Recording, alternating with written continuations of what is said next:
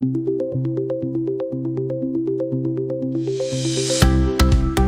you, everyone, for coming to this session today. As Lena had mentioned,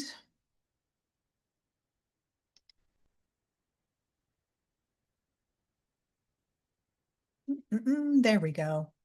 As Lena mentioned, I do digital accessibility and web design professionally. I work for a university, and digital accessibility is more than just a job for me. It is a passion. And today I want to just talk about how to make your PR efforts a little more inclusive to those with disabilities.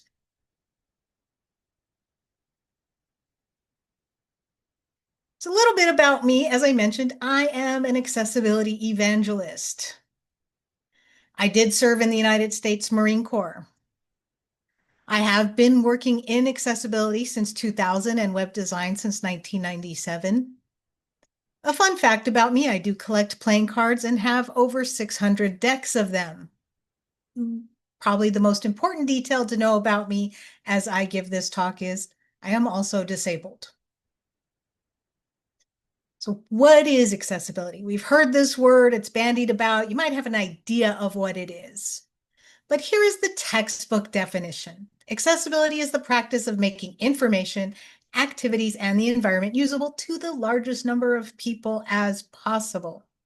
So when we talk about environmental accessibility, this is including architectural designs such as ramps in front of your buildings, things like handrails in bathrooms and showers, and also push lever doors and elevators. No one is building 10-floor walk-ups anymore. Am I right? It's just not happening.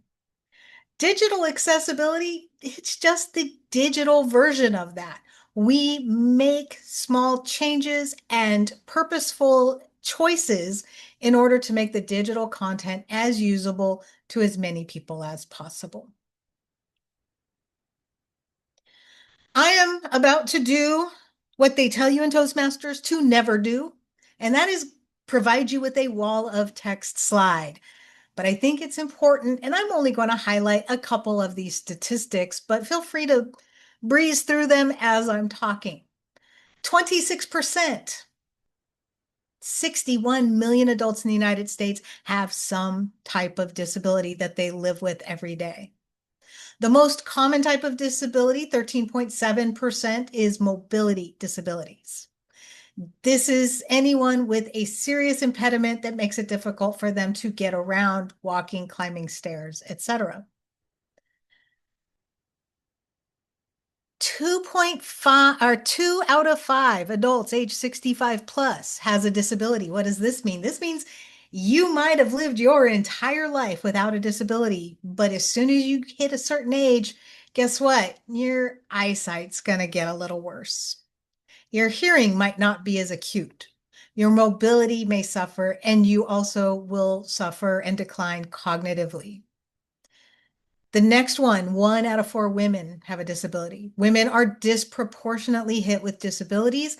And if you are a woman of color, that number goes to 2 out of 4.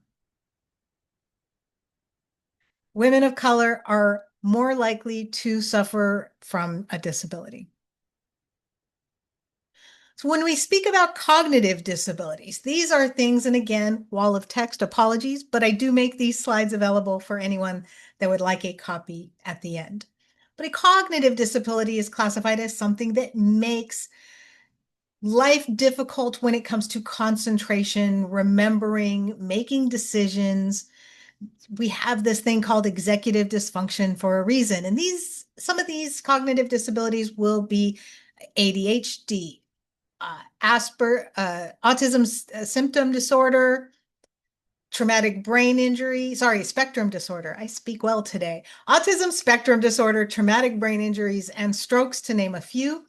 Learning disabilities are things like dyslexia, dysgraphia, and dyscalculia. And this is where people have a hard time putting either written language, mathematical computations, or even graphs together in a meaningful way that their brain just cannot process it.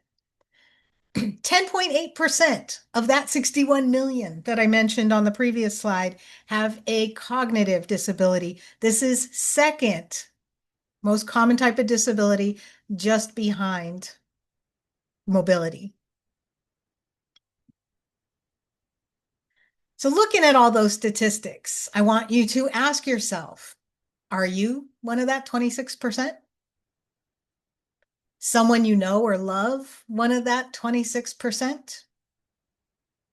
And when it comes to when you're creating digital content, are you doing what's best for the larger, wider audience, or are you just doing what's most convenient for you? So I talked about all the statistics, and very quickly, we're going to go through what is a disability. Disabilities can be classified into three categories. Number one, a permanent disability. This is vision, hearing, cognitive, or mobility. This is something that will not go away and will possibly get worse as we get older. Temporary disabilities are things like, oh no, you broke your arm and it's the one you write with and use a fork with and all of those things. It will eventually get better, but for a time period, maybe you had a recent surgery, your eyes have been dilated. That's a temporary disability as well because you can't drive, you're not going to be able to really read well. You're going to be down for at least a few hours after you have your eyes dilated. And then finally, we have situational impairments. These are things such as, what if you're just in a place where you don't have good lighting? How many of us have gone to the restaurant and it's one of those fancy ones and the lights are dim and you have to turn the flashlight on your phone to read the menu? Now, I have a lot of friends that do this and they crack the joke. I see all the little emojis coming up. They crack the joke about, oh, well, I'm getting old, but I have had my young friends have to do the exact same thing. So situational low light, noisy environments is another example. You're trying to listen to instructions, but it's really loud over here.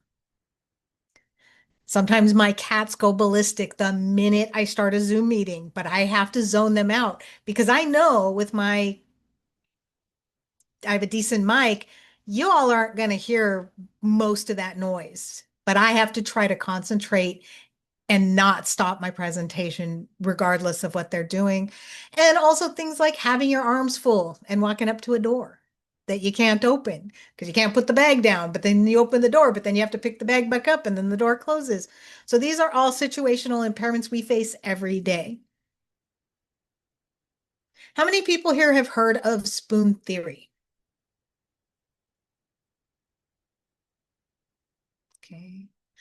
So spoon theory basically is a metaphor used to describe, or it was originally coined for those with what we call invisible disabilities, MS, uh, other types of autoimmune disorders, EDS.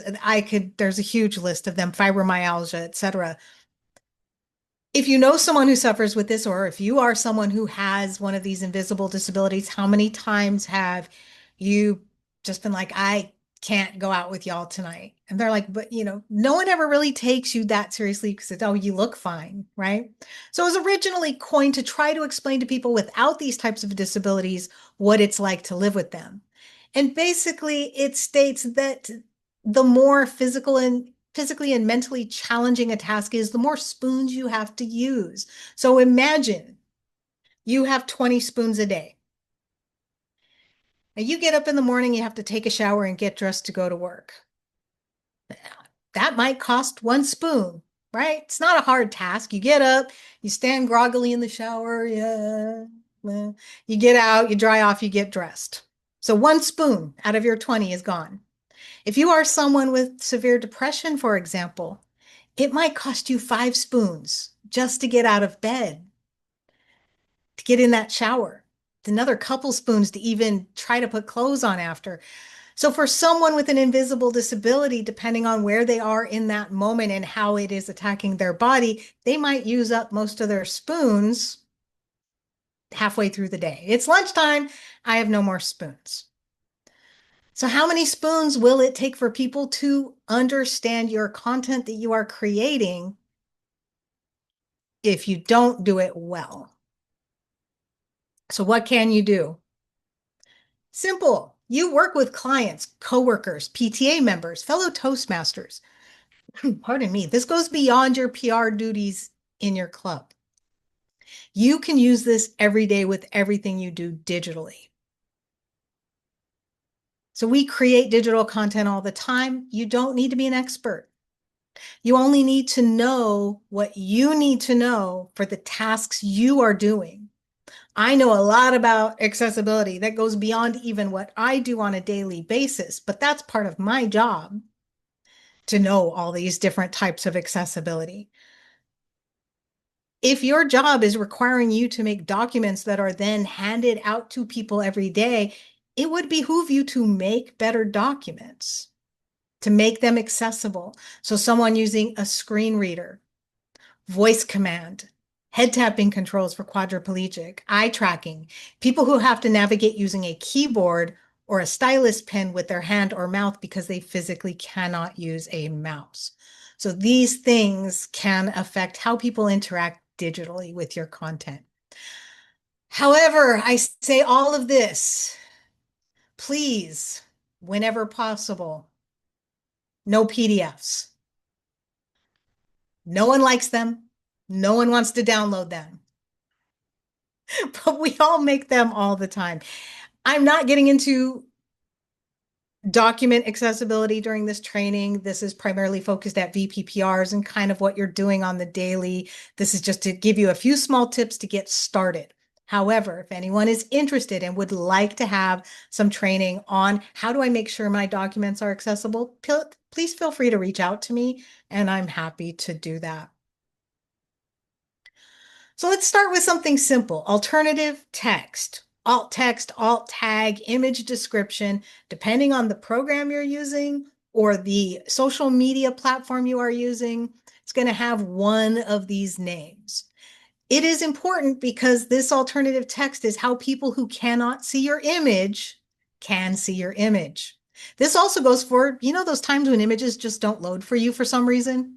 Maybe you refresh a minute later and it all comes back, but maybe you had a blip in your internet. Maybe you just don't have good service and nothing's loading, but you could still read the text. So a good rule of thumb is 100 characters or less. There is no hard minimum or maximum, though. Please do not 1, 2, 3, 4, right? You do not need to sit there and count letters in your alt tag. A sentence or two. If it needs to be a little bit longer because it's important to describe what's going on in this image, that is fine. Do not use the word image, picture, icon, or graphic in your alt tag. For example, picture of speaker.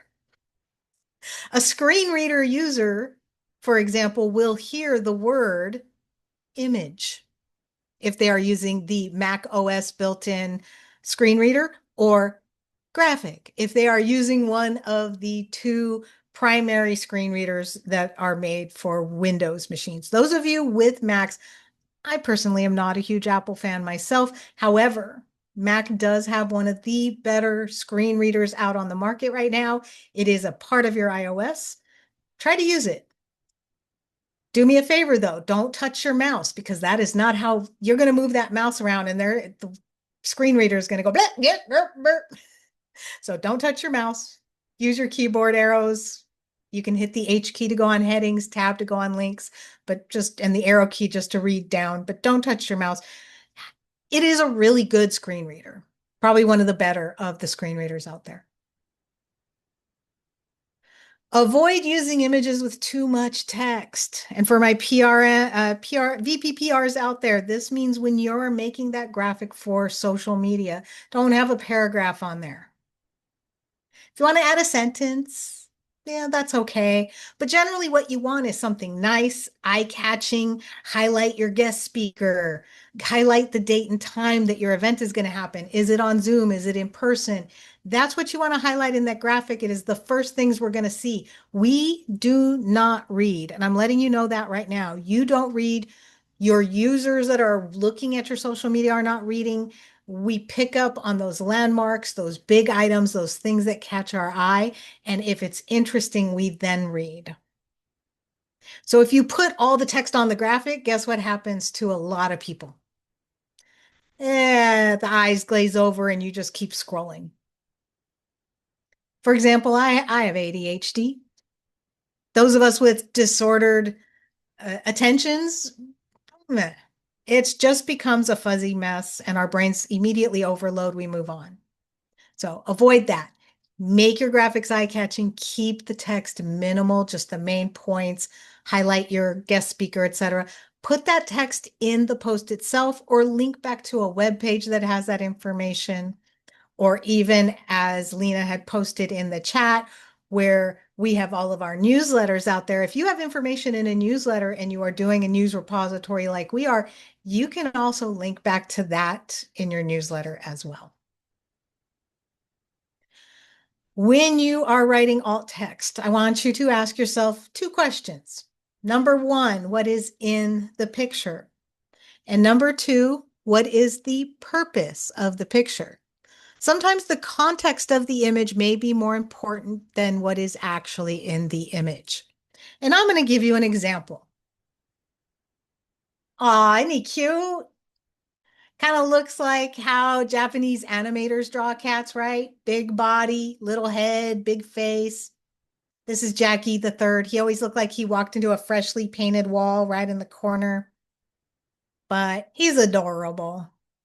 So here's my image. And if someone is using a screen reader because they are vision impaired, for example, they don't see that image. So you need to be able to give that information to the user who cannot see that image. Question number one, can anyone tell me what was behind the cat in that picture? You don't have to actually unmute and answer if you don't want to. You can just raise your hand if you think you know or put it into chat. Does anybody recall what was behind the cat?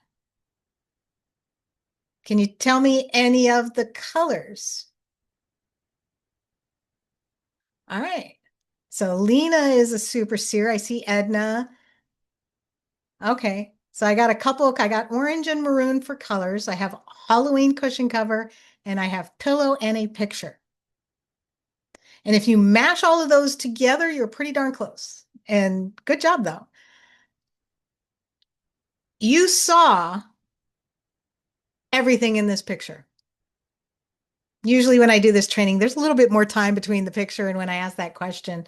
But still, that data goes up into your eyes, through your optic nerve, to your occipital lobe, and then your temporal lobe, where you process information, your working memory goes kitty cat, and it dumps everything else out. So what we do have behind the cat are two decorative throw pillows, an orange satiny striped pillow and a black velvet pillow with a spider web and a spider embroidered on it. We have a red and white crochet accent blanket in front of the cat. When people first start writing alt tags, what they tend to do is put all of that information in the alt tag. That might not be necessary. What's in the picture? What's the purpose of the picture? So I'm going to give you three totally different alt tags for this one image. Number one, let's say you just have a general content page. And yes, Raymond, peripheral information. It's how we could sit there and listen to freeway noise in the background, and after a while, you just don't hear it anymore until someone screeches their tires or their car backfires, and then you become acutely aware of that sound again for a while. So let's say we have a general information page. We're using this image. We want to fill some space. It's a pretty picture. It's cute. So I might say something like, old chunky cat sitting like a human. Black and white cat sitting on his bum. Tuxedo cat sitting on a couch. All perfectly fine. This is a subjective medium. There really is no right or wrong. Well, I mean, there is a wrong image of cat would be bad, but technically not wrong. It's just annoying. But you get the point, right? Short and sweet. What's in the picture? All right. Example number two. What if we were writing a page about interior design? Now I might write a short description of those pillows and the accent blanket. I might even mention what color and material the couch is made of if it is relevant. If I had been talking about interior design before I showed you this image, and then I made the image go away and I asked that same question about what was in the background, more of you would have been able to answer more detailed answers of the question. You would have remembered more of those details in the image because you would have been thinking about the design elements going on because I was talking about it. It's just how our brains work. All right, alt tag number three. What if we were making a social media post talking about adopting elderly pets? He was an old cat in this picture. You could see he is going blind in one eye. I might say something like, adopting elderly pets gives them a happy end of life. Did I mention the pillows? No. Did I mention the cat? No. I'm using this picture because you want people to see him and think, oh, I don't want the old blind cat to die alone in the shelter. So in that case, you tell the person who cannot see your image how you want them to feel about it if they were able to see it. How does this apply to Toastmasters? We all know we have access to the Toastmaster catalog of stock images, right? We have all of those. A lot of us have used them in our stuff before. I have access to Adobe stock myself. If you have an image, and let's say it's kind of just a generic stock photo, or maybe even it is your club and someone is shaking someone's hand and handing them their certificate of completion for finishing a level. You want to post this on your social media. You could say, President shaking member's hand, handing them certificate. Perfectly fine alt tag. Or you could say, the members at fill in the blank club support each other in our achievements in Toastmasters. Sounds a little marketing-y, but as long as you are not being disingenuous, right? This is showing this person being celebrated. Am I not correct? So as long as you are not flat out lying and just putting like a blank white graphic and adding alt text, that's wrong. But you could give it a little bit more flair in your alt tag because do you know who else reads your alt text? Google, Yahoo, Bing, and the hundreds of other search engines out there that you have never heard of. So it's a great way to add some keywords and get that out into the Google sphere. And maybe someone might be searching that and that comes up for them. All right, on to links. Oh, I guess I didn't do that on this page. All right, y'all get the whole page. Links. Do not link URLs. And what does that mean? You see the example there, https://www. Does anyone have a guess how a screen reader would read that? Link, https://. Now, when it comes to social media, you don't have an option. You put the URL in there and that is fine. That's how social media works. But for those of you VPPRs working on your club's webpage or other types of media where you do have a lot more control, for example, newsletters, you don't want to just link a URL. We don't speak that way, correct? You don't say, oh, I was looking at www.blah.blah.blah.com/ we don't speak that way, so don't write that way. And again, social media, different beast. Paste that URL in there because the social media platforms are going to rewrite the URL in order to track it. So it is going to get rewritten anyways in their program. Do not use the words click here or read more. Click here for what? Remember I mentioned no one is reading? We're skimming. So when you see the words click here, what you automatically do is read a couple words before or a couple words after. Our brains know the pattern. For something, click here, or click here for something. If I am using a screen reader and I'm just hitting my tab key, it is jumping link to link on the page. And if all I hear is link, click here, link, read more, link, click here, that's just rude. They lack context and they are also bad for search engine optimization. So Google, Yahoo, Bing, all those search engines are less likely to find this content, and they will actually demote your score if you have bad links.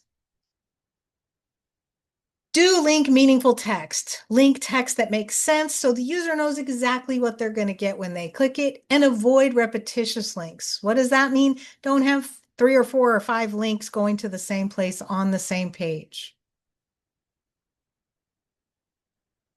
So, well, that's embarrassing. Oops. So I have a few do nots I already mentioned. Do not link URLs. Here's an example of on the do not side of what that would look like. For more, you can visit HTTPS don't. Also, for more information, click here. Here is a link to my bio. You don't need to say the word link. We already see it's a link. It's very redundant and repetitive. So on the right, you can see the do version. You can find more information at Google. Google is a great resource to find more information. Just 2 different sentence structures to say these 2 things. And finally, you can learn more about me by reading my bio, reading Jonni's bio, something like that. You want the text to make sense. All right. Last section, we're almost done, and we'll open it up for some questions. And we're going to talk about colors. Canva, the bane of my existence. Don't get me wrong, it's a fantastic tool. I love it. I use it all the time. But every, Tom, Pete, and Harriet out there also are now graphic designers because they have access to Canva. But please be careful with colors. Your colors must be a 4.5 to 1 color contrast ratio. Gee willikers, Jonni, how do I know that? Don't worry. I have tools for you at the end of this. You will not leave here empty-handed. Or 3 to 1 color contrast for what we consider larger text. And large text is defined as 14 point and bold and bigger, or 18 point and bigger. So between 14 and 18 point, it has to be bold to be considered large text, or 18 point and up. Anything below that is considered normal text, and that's the 4.5 to 1 contrast ratio. Do not use colors as an indicator. For example, click the red button. Because for those who have a color vision deficiency or a color blindness, what is red? And finally, use available tools such as color contrast checkers and colorblind vision simulators. I do have links for those for y'all at the end of this on some of the tools I use. But color choice does matter. And this is not my color vision deficiency presentation, so I didn't want to get too much into the various color blindness and color vision deficiencies out there and how people are affected by it. 8% of all men, by the way. But I am going to give you one example besides the red button one I did. If you do not have a color vision deficiency, you will see a graphic where the top half background is green, the bottom half background is red. The green background in red, it says red. And the red background in green says the word green. If someone were green blind, here's what they are seeing. If that text did not have a darker red outline around it, this would barely be legible. So there are colors to avoid using when it comes to foreground and background. Again, something I have a list of. If you're interested, you want my list. It's my personal list that I have, as I've researched and said, oh, these are the top colors to avoid. So that's what I go off of. But it's pretty easy to just plug it into a color vision simulator and check your work. Luckily, The colors that Toastmasters International uses, our brand colors, do work together for color vision deficiencies, regardless of which color blindness someone may have. These colors are going to work. So as long as you're kind of sticking with the brand colors, you're going to be probably okay. If, yes, the Loyal Blue and True Maroon, you can use those together and they will pass color vision deficiencies. With that, as I mentioned, I do have my list of resources. I will make this slide deck available as an accessible PDF, which I just said don't make PDFs. But it is what it is. Sometimes, again, you don't have an option. But I will make this available as an accessible PDF to anyone who would like a copy of it. Or if you just want a copy of these links, I'll copy paste them and email them to you. Also, ask me. I'm a resource. I'm happy to answer your questions about accessibility. Again, this is just the touch in the top level. I didn't get into digital accessibility, how to do headings appropriately if you're working on websites or documents, etc. But maybe at another accessibility training, or if you want to come ask me and you want to learn. But if you notice that the first couple things I have up at the top are how to make Microsoft Word accessible. That first one, it is video modules, and I believe it's something you can even sign up for, get a certificate at the end, if I'm not mistaken. And if you create an accessible Word document and you convert it properly to PDF, not that print to PDF, that doesn't work. You have to use that button at the top that says create Adobe PDF file. If you do it properly, you will have a PDF that is going to be accessible. At least 90% of the way there, right?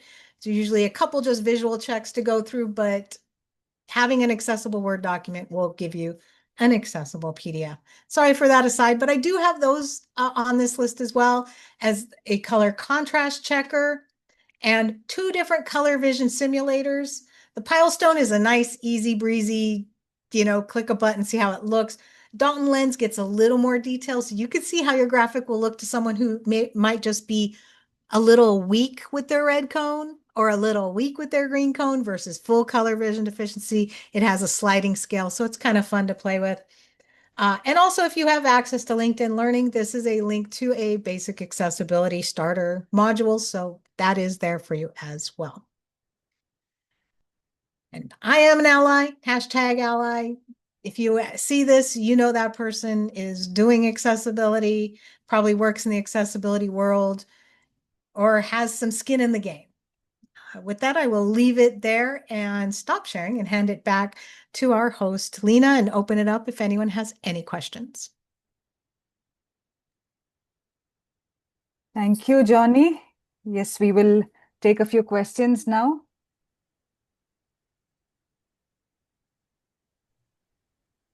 This is Edna. I have somewhat of a question, but I was very much enlightened with the fact that when you are typing alt text, my impression of that was totally different. And I get a button at work that says click to make sure accessibility available. And, and when I click it, it shows me images from my customer, like a logo. And it has me to type in an alternate text. And I've been typing in receiver's image. So I've been typing in the word image on an image. So now I realize I'm not going to do that. It's for the point of describing. So I think I learned a valuable tool that I could take back to my work group. And really quick note on that. You can use the word logo. So if it is an actual logo, that is the only caveat because a logo is a specific type of graphic, right? Facebook logo, Coca-Cola logo, Toastmasters logo. That's different than saying image of Toastmasters logo. So you can use logo, but not image or picture. perfect. So if it is their logo, I'm going to save you a lot of work there. Just say name of company logo. That's it. That's all you need for that. Awesome. Thank you. I'll Yep. think of more questions as we go along. All right. Does anyone have any questions that pertain specifically to anything they are doing as a VPM or VPPR here? And I guaranteed an hour from now, you're going to go, man, now I have a question. It always happens. You are more than welcome to email me later. I see Raymond. Raymond has a question. You can go ahead, Raymond. Shoot. Thank you. And in that link again. Oh, wait. So actually, my question is just that it's not as simple as light to dark or dark to light to consider whenever the a person has a color. I forgot the term. Oh, Has color vision challenges in. deficiency. Yeah. Yes, Or yes, color color blindness. vision. Right. I see. So You because I are better usually off just. sometimes. No, go ahead. I was just saying, I usually just conceptualize it like, hey, one's light, one's dark. Then maybe if there would be some challenges or if such as that, then maybe they can tell it apart. And I also didn't know that our colors do go together, even within within that contrast that you've mentioned, since whenever I looked at it, whenever I do graphics, since I did spend some time as a VPPR, they kind of blend. The Loyal Blue and True Maroon kind of blend together if not used Oh, you wouldn't. Oh, correctly. yeah. So No, you wouldn't want to use blue text on a maroon background. That won't pass color contrast. It will pass color vision deficiencies though. So if someone's red blind, they would still be able to see the text, right? But yeah, I see. you would want to yeah, you would still want color contrast. That's But where what our I grays and yellows come in, right? It- exactly, the grays, the the yellows, the secondary white, colors, yes. right? And even just white text or light gray text, they don't the brand isn't so tight that you can't use different color font text, but obviously you wouldn't want to use purple text, right? That's not going to match at Yeah, all. doesn't But mix well. white text or light gray is fine. But yeah, the cool, usually that what's the yellow called? I know they have a Yeah, name. it's an accent color. Yeah, the Right. So yeah, that's what you would want to do, like a little bubble or a side panel with that color. Yes. Um, So yeah, but I would keep text honestly, white or light gray on top of either the maroon or the blue. Yeah, Got it. and Thank white is definitely something that it is included in the brand manual now. White and black can be used for creating designs for Toastmasters. So if you notice in our district this year, we have a lot of these black background with white text because we have a theme of, yeah, Ed's background is also that. And we have a theme of reaching for the stars. And so that's the theme that we have this year. So using white as a text definitely will help, Raymond. Awesome. Once again, thanks. I may have questions, but maybe it's at the back of my mind. Yes, Ed. No, it is for really quick, if anyone is curious, 8% of all men and about a 0.5% of women suffer from some type of color vision deficiency. And when I say that, that means one of the color cones is weak, but you're not color blind. Color blind means one of the three cones is not working at all. Most people with some, what we would just classify blanket term of color blindness, but it's color vision deficiency, are just going to be people weak in a certain color. So yes, 8% of all men. Now, in areas where it is higher white population, for example, in Scandinavia, they have 10 to 11% of color vision deficiencies. Sub-Saharan Africa, almost unheard of. So, and sorry, gentlemen, you can thank mom for your color vision deficiency if you have it. It is transferred, it's inherited on your X chromosome, which is why it's so rare for women to have it, because we would have to get it on both X chromosomes. Little science, you didn't think you were getting science with your accessibility today, did you? I'm even wearing my science shirt. Yeah, and for those who joined us a little later today, I'm posting the links for our District 100 newsletter archive and quarterly magazines. This is something which is completely what Jonni puts together. She takes a lot of care to make sure that our newsletters are factoring all the accessibility checks. And I'm also getting to learn a lot from her as we work on each of these weekly newsletters. So if you want to take a look at that, you can definitely look into it. And if you have questions, you can reach out to us.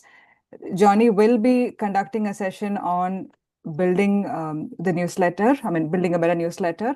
I'll post that as well. That is on October 9th. So the And I will registration. not be telling you how to do your newsletter. I'm just going to give you hopefully what I think are good tips and ideas to make it more usable for your audience. Okay, any other questions? All right. I did put my email in chat. Feel free to email me if you either want a PDF copy of my slides or if you just want that list of resource links. I'm happy to just copy and paste that right over to you. If anyone wants me to, I'll even just dump it into the chat here. So just let me know if you'd like or want that. So thank you. Okay, thank you. Thank you all for joining in today. And if you have any questions, you want to chat further, you can stay back for a bit. I will stop